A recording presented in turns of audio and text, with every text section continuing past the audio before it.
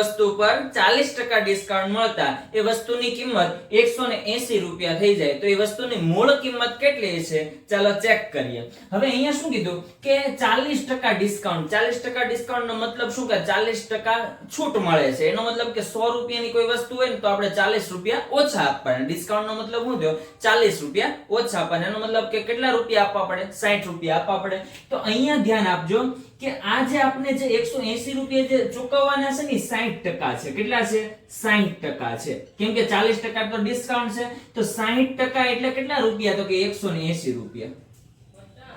બરાબર। હવે જો આપણે કીધું શું તો મૂળ કિંમત શોધો મૂળ કિંમત એટલે તો કે વસ્તુની 100% કિંમત તો આપણે 60% 180 રૂપિયા તો 100% એ કેટલા તો આપણે એને શું કરીએ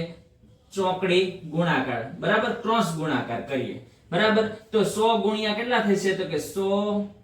ગુણ્યા 180 છેદમાં કેટલા આવશે 60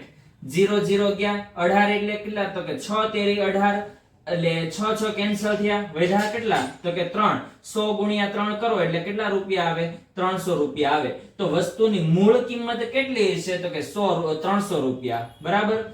વસ્તુની મૂળ કિંમત બરાબર કેટલા છે